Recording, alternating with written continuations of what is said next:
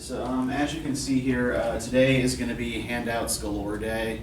We're going to be doing the peer review, right? That's the main thing we're going to be up to. But before we get started on that, I wanted to talk a little bit about what we're going to be doing going forward and how I'd like you to proceed, right? So we're going to be doing readings from the literature anthology for the next couple of weeks. The first one we're going to be doing, right, is for Wednesday.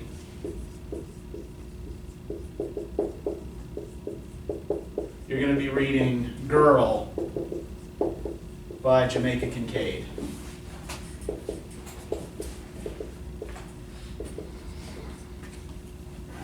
And it's been my experience in this course that when we start doing the literary readings, students have a lot of trouble figuring out exactly what to do with them, right? And not how to make sense out of them necessarily, but what you're supposed to say about them or how you're supposed to write about them.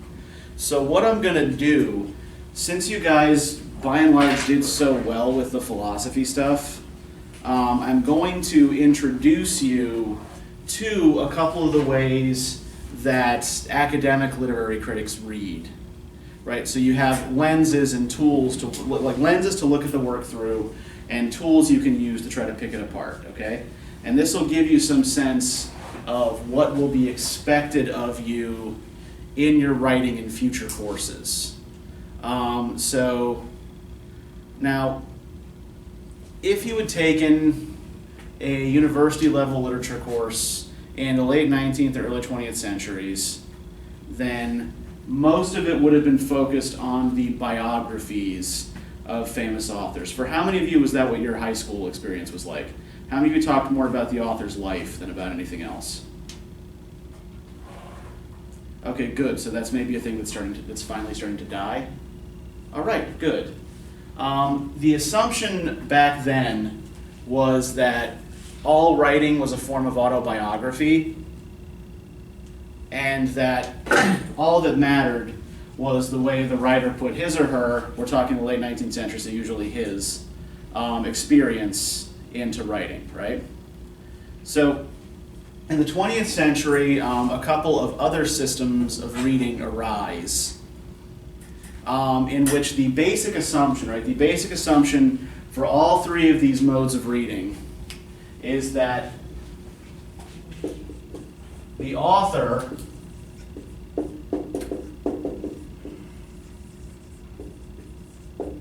is largely irrelevant. The details of the author's life don't necessarily have anything to do with the texts that they produce. Right? Rather, what these three systems are concerned with primarily is with language. So I'm going to pass out to you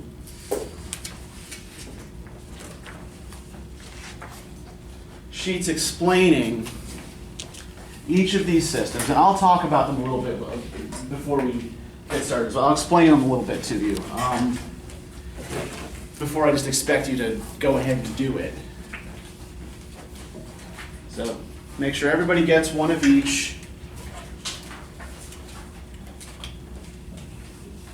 So that everybody knows what's going on. And then if you could make sure I get the spares.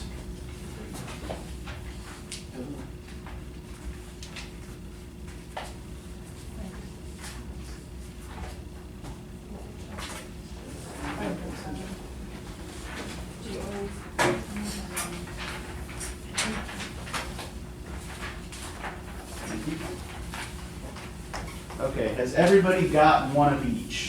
You should have 3 sheets. Yes. Okay, looks like the last one's coming your way.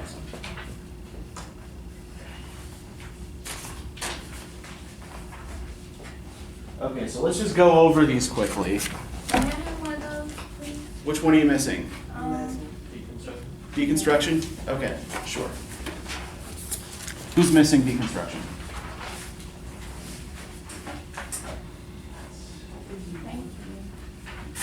Thank you. Anybody else? Everybody else has got all 3? Okay, good. Okay, so let's start by talking a little bit about formalism.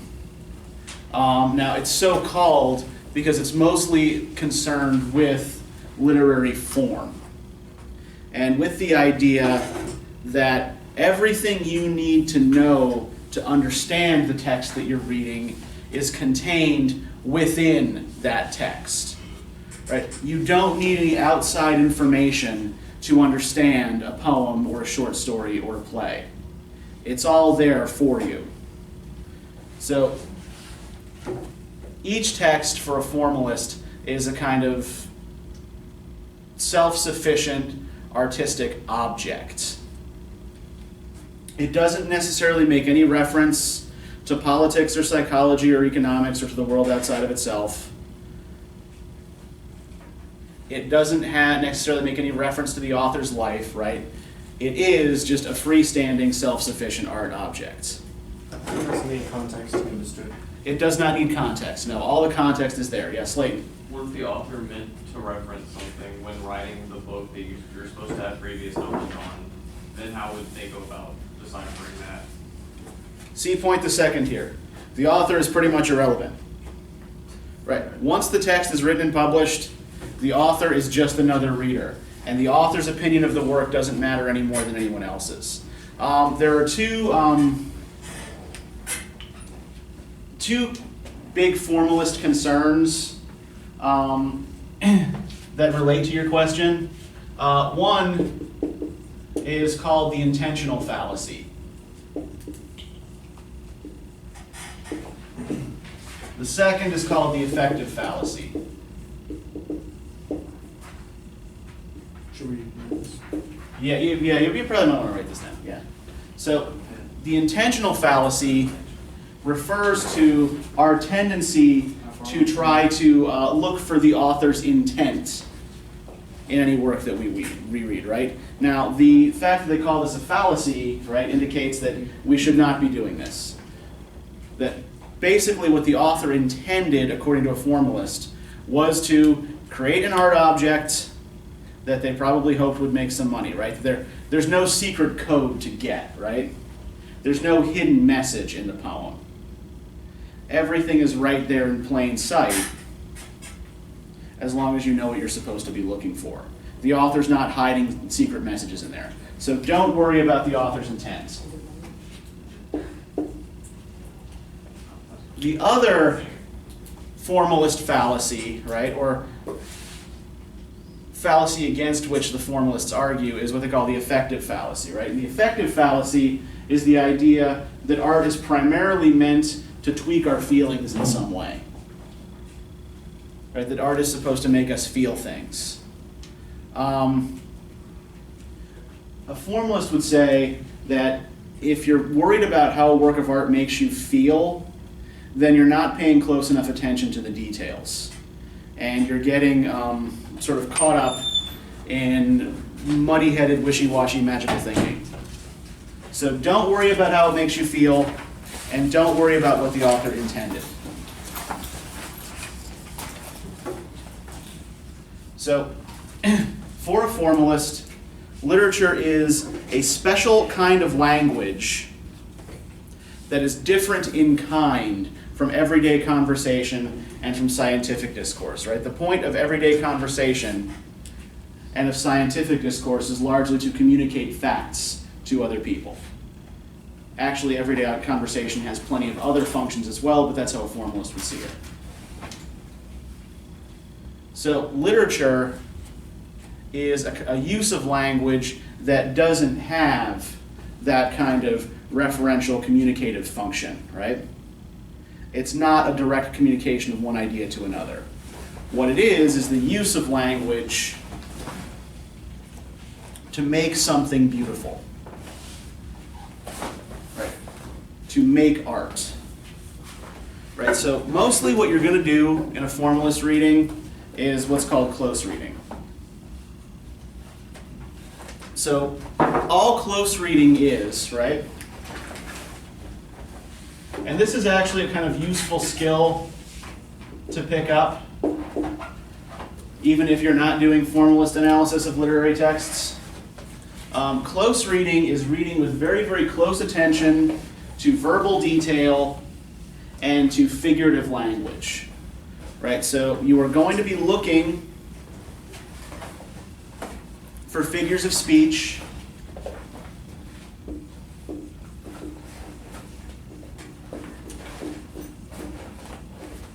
right? Look for metaphors. Look for puns. Look for hyperbole.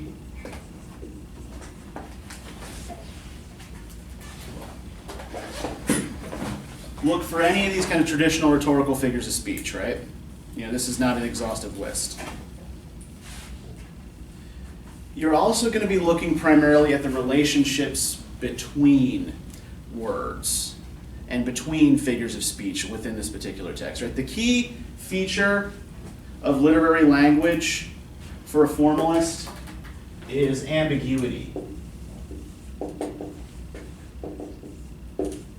Now, what they mean by ambiguity is not necessarily the same thing that we mean in conversation by ambiguity, right? In formalism, specifically what ambiguity means is the use of a single word or phrase to express two or more distinct ideas, right?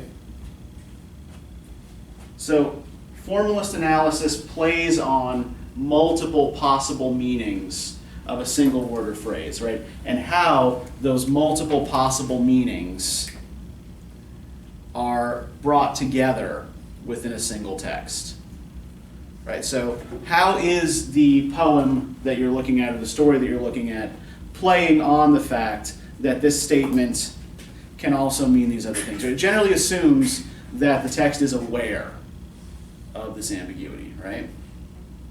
So you're going to be looking for words and phrases that can mean one or more distinct things.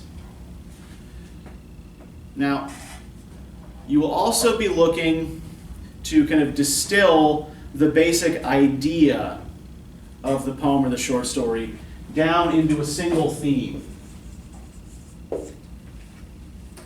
Right? Most texts for a formalist are built around a single theme that is of human interest, right?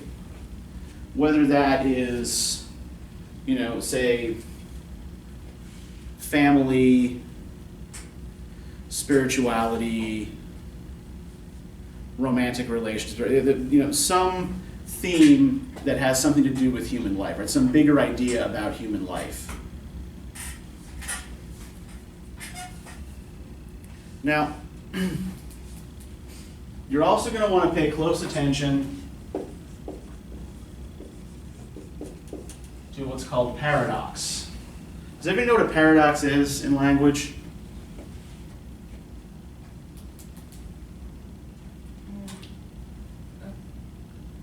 It's like a contradiction, but it's not a contradiction per se. Yeah, it's a statement that's logically contradictory, but that still contains a kind of truth, right? Can still be said to be true in some sense. For example, like, you know, to ensure peace, we must prepare for war, right? So you have, you know, the two sides of the statement appear to cancel each other out, but the sentence still makes sense, right? There is still a kind of logic in the sentence that you can follow, right? So literary works for a formalist are rife with paradox. They're rife with these kind of unresolvable contradictory meanings. And what a formalist is concerned with is how you bring these contradictory meanings together, right? These contradictory potential meanings are always in tension with each other.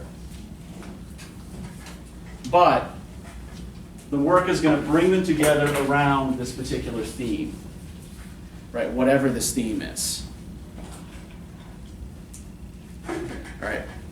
Is everybody following so far? Is anybody hopelessly lost and confused? And look, I'm going to say as well here, right, that, you know, most of you, I'm guessing, have never had to do this before, right?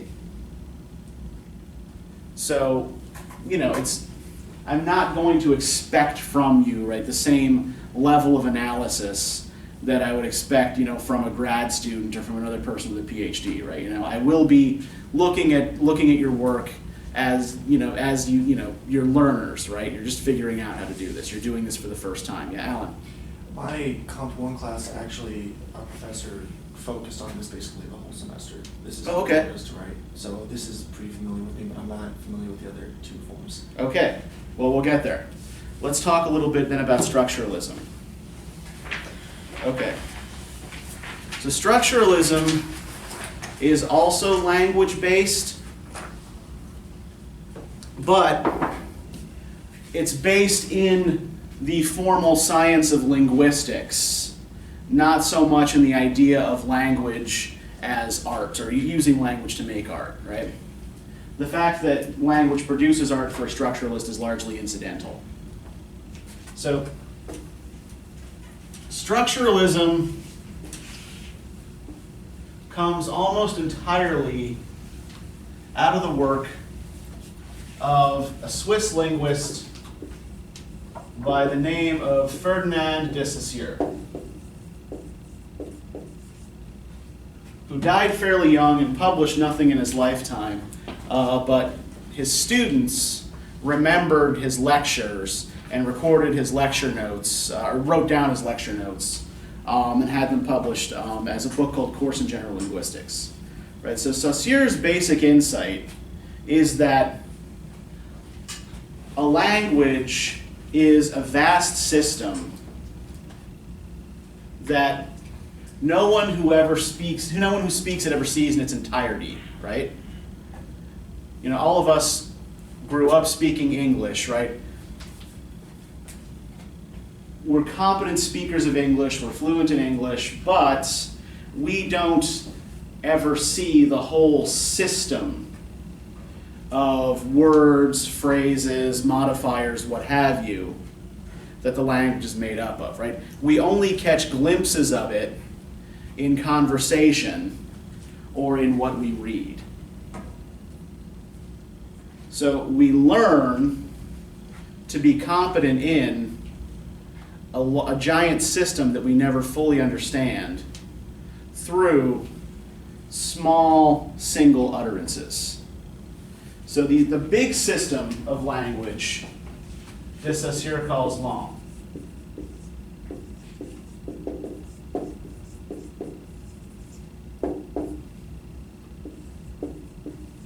And the individual utterances through which we catch glimpses of the big system, he calls parole.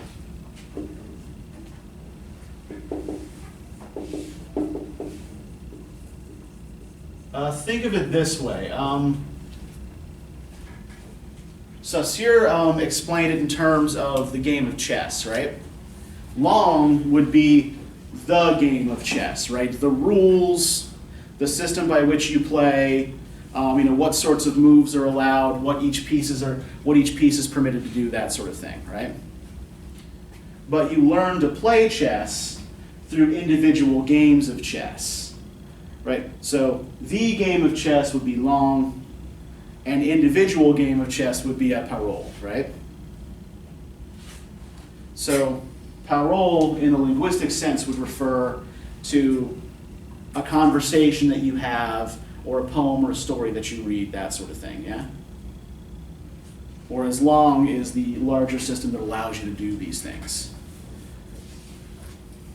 So what a structuralist is trying to do is get at the bottom of what that system is.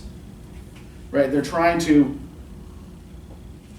use literary texts and cultural practices. There's also a big anthropological influence on this particular school. They're trying to use literary texts, cultural influences, like basically all products of a culture, to figure out what the bigger system is in that culture, and how that culture works. Right, so what you're going to be looking for in a structuralist reading, right? This is sort of a similar idea to the kinds of themes that formalists look for, but it's a little bit more specific, right? You're going to be looking for discourses. A discourse is language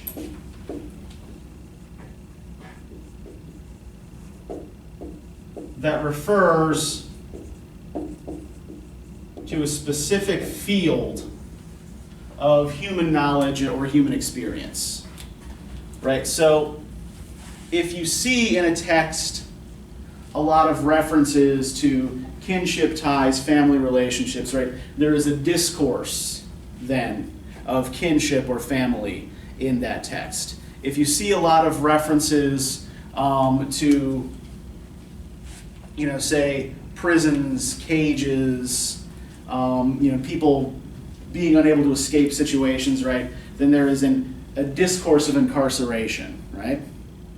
This also refers, as I said, to academic fields, right? So the knowledge that is particular to any given academic field would also count as a discourse. Everybody still with me? Everybody more or less get it? Yeah, okay. All right. Now, one of the ways these discourses are organized, according to a structuralist, or the way any cultural practice is organized, is through binary oppositions. Now, I think we already have some sense of what binaries are. I believe we've already talked about this a little bit, but somebody refresh my memory. When we talk about binary oppositions, what are we talking about? Yeah, or not just opposites though, right? But pairs that we kind of define in terms. Yeah, we define the one in terms of the other, right? So things like good, evil. Light and dark.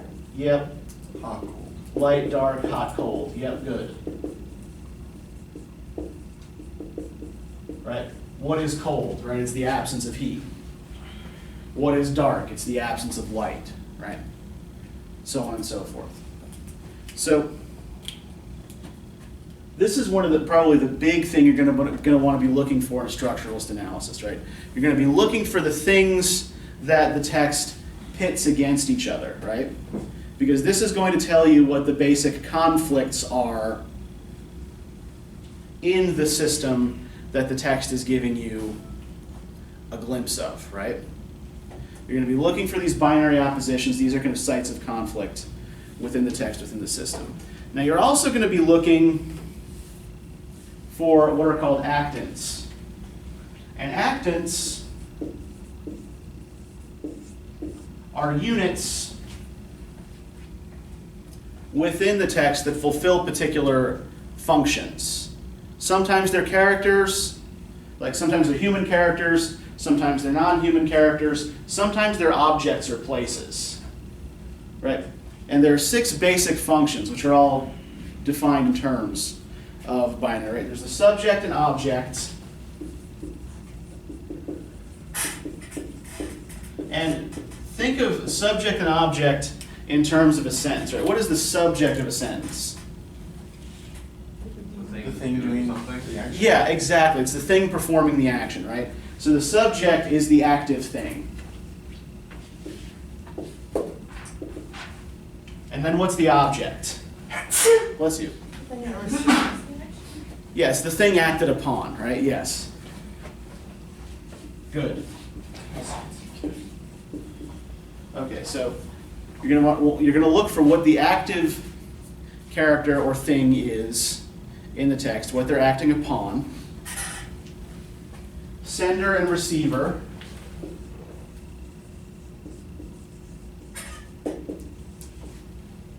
So sender and receiver, this can work a couple different ways, right? The sender is either, like in a fairy tale, is often going to be the character who sends the hero off into the world, while the receiver is the one who catches him, takes him in at the end of the quest, right? So whether that's the monster he defeats, or whether it's the sender welcoming him back into the kingdom, that sort of thing, right? The sender sends him out, the receiver brings him back in. This can also actually refer to communication within a story, right? The sender is one who puts out a message. The receiver is one who gets it. In fact, this is probably the terms you're going to want to think of this in for the Jamaica Kincaid story. You're also, the last thing I'm gonna say here about this, you're gonna want to look for what are called narratemes. And narratemes are these kinds of units that are common to all stories. Right? You're going to want to look for situations in a text that look familiar, right? That look like things you've seen in other stories. Right? One of the things a structuralist is trying to do, right, is figure out how the greater system of literature as a language works. And so one of the ways they do that is by breaking stories down into units, right? So, okay, so this is the hero going forth, right? This is the hero, meeting his first obstacle, right? This is the hero rescuing the princess, all that shit, yeah? So kind of like instead of going from outline to paper, you want to get paper and take an outline from it?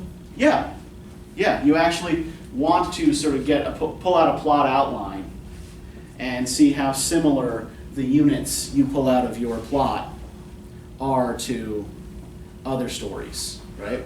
Now, one thing I'm going to say about these two before I move on to the third one, formalism tends to work a lot better on poetry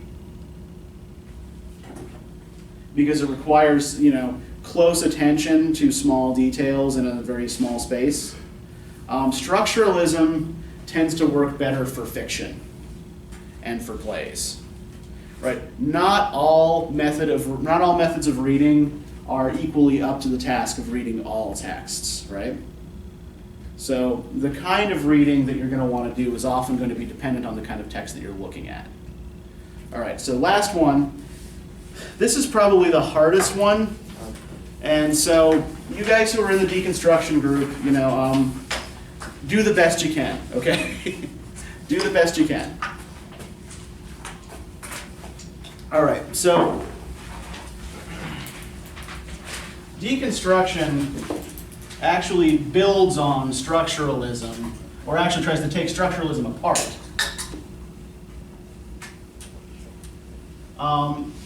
Dismayed by the smug certainty of the structuralists that there's some great big underlying system that we just can't quite see with the naked eye. A deconstructionist argues that there's nothing really there underneath to get, right? That really all literature is, all language is a form of play.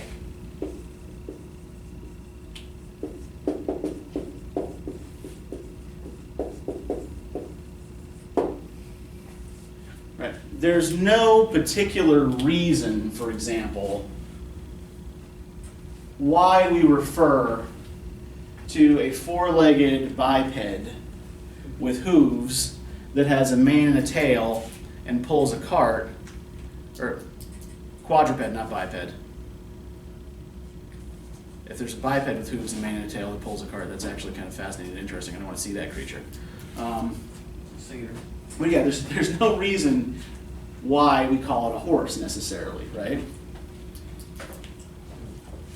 There's no attachment between that word and that object that's natural, right? Language is completely artificial. Pardon? The satyrs don't have names. Okay, satyrs don't have names, yes. All right, satyrs notwithstanding. So, language for a deconstructionist is basically a system of differentiations, right? Horse is horse because it is not house or morse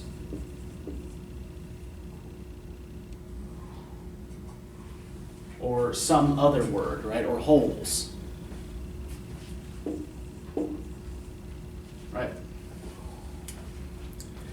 We only know what we mean, or what other people mean when they're talking to us, through custom and usage. And yeah, words are defined solely by their differentiation from other words. Right? So, No utterance has any fixed or decidable meaning. Now, they do worry about binary oppositions, but not in quite the same way structuralists do. Structuralists regard binaries as more or less equal sides of the same coin. A deconstructionist argues that a binary is actually an implied hierarchy. That there's one term of the binary that we always prefer, right? And so when you're doing deconstruction, you're still going to want to be looking for binaries, but you are going to want to look for which side of the binary the text seems to favor, right? You're not just looking to identify the binary. You're looking to see which side it seems to favor, or in some cases, you'll see that the text will try to bring the two together into one, right? We'll try to explode the binary. So try to either see the hierarchy or explode the binary, right? There's no such thing as literal meaning. All language is inherently metaphorical and is a form of play. All right, so the other thing you're going to want to look at, the other big thing, right, polysemy. Polysemy simply translates to multiple meanings. And it's not unlike the concept of ambiguity that the formalists are working with. But the difference is that the formalists think that those ambiguities resolve into a unified whole, right? A deconstructionist is not interested in resolving these multiple meanings into a unified whole, right? Is not interested in bringing them together, right? It's called deconstruction because you're trying to blow the whole structure apart. So you want to try to pick out multiple meanings, and instead of trying to reconcile them, think about ways in which they're actually irreconcilable, right? Think about ways that they can't be brought together. Could you give us an example of that? Off the top of my head. Okay. All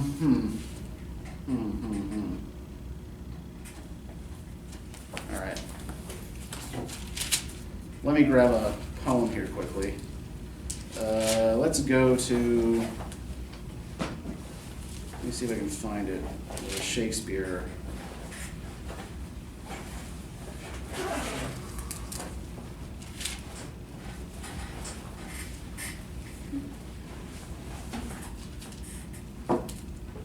All right, page 670.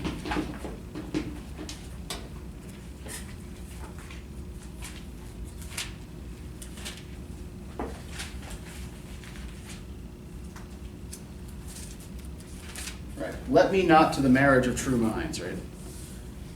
Let me not to the marriage of true minds admit impediments. Love is not love, which alters when it alteration finds, or bends with the remover to remove. Oh no, it is an ever-fixed mark that looks on tempests and is never shaken. It is the star to every wandering bark, whose worth's unknown, although his height be taken. Love's not time's fool, though rosy lips and cheeks with his bending sickle's compass come. Love alters not with his brief hours and weeks, but bears it out even to the edge of doom. If this be error and upon me proved, I never writ, nor no man ever loved. Now, if we do a basic surface reading of this poem, right, it seems to be about the absolute constancy of love, right? That one who truly loves absolutely and without alteration for all time, right?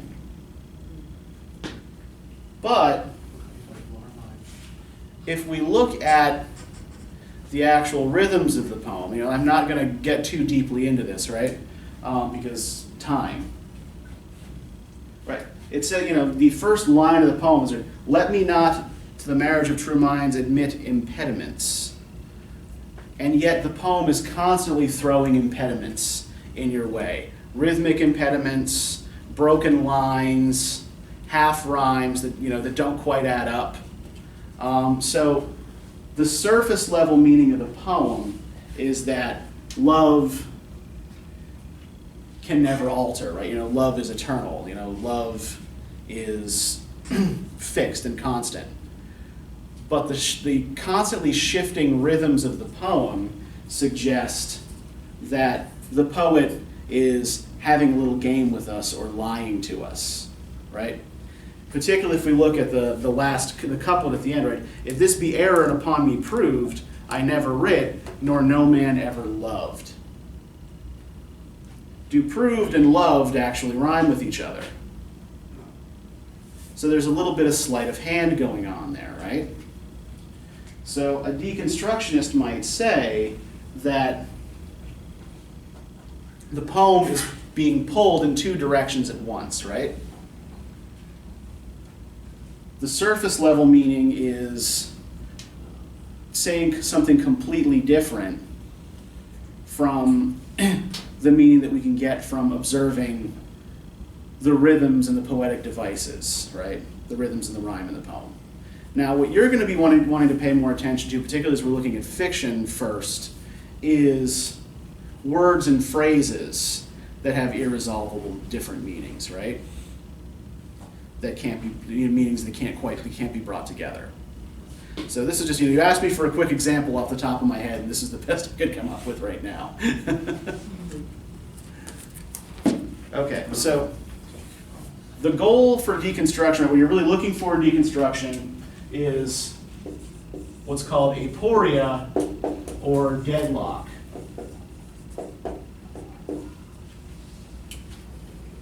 Right? What you're trying to do is explain how these meanings can't be resolved and can't be brought together, right?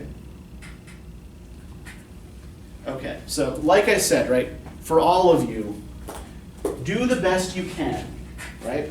We're going to talk about this next time. You're going to try to do this at home with Girl, and we're going to talk about this when we come back on Wednesday, right? You're not going to be debating, by the way, anymore. We're done with that. We're done with people shouting at each other. But you are going to get together with the group that was assigned your theory, and you're going to talk out what you all found, okay? Any questions? Yeah, Alan. And so it's Girl, this, what's it called? Girl by Jamaica Kincaid, yes. It's a little over a page long, yeah. And is it like on It's you or in the book? It's in the book, yep. Yes, Jurika. What is the actual assignment? The actual assignment? Just read it. Yeah, for now, just read it, yeah. With the mindset of our... Yeah, read it in this particular mindset, yeah. Yeah, so what did I assign? You were assigned to formalism, right? So keep the formalism sheet with you and look for the things it tells you to look for on that sheet. And then we're just gonna maybe talk about it Wednesday? Yeah. Okay. Pardon?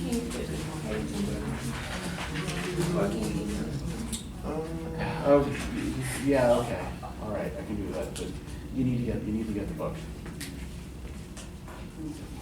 Do you happen to know the page number? Not off the top of my head. That is what a table of contents is for, my friend. Oh, right. That's what I'm... Is it Girl G-A-R-L or G-O? G-I-R-L. Alright. Yes. You know.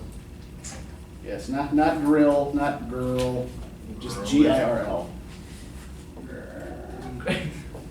Okay, so for the rest of the period, I will let you organize yourselves into groups of roughly 3. Let's see how 1, 2, 3, 4, 5, 6, 7, 8. Now, okay, we can actually do 3 groups of 3. So you guys can go ahead and do that, right? You're going to be looking over each other's drafts, right, as we talked about last time.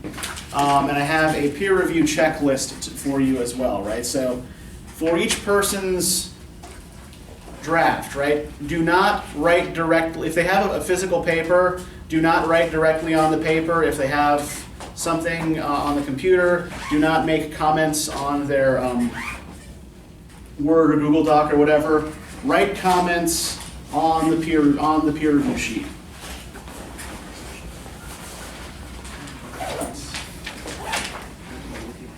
So go ahead, get yourselves organized,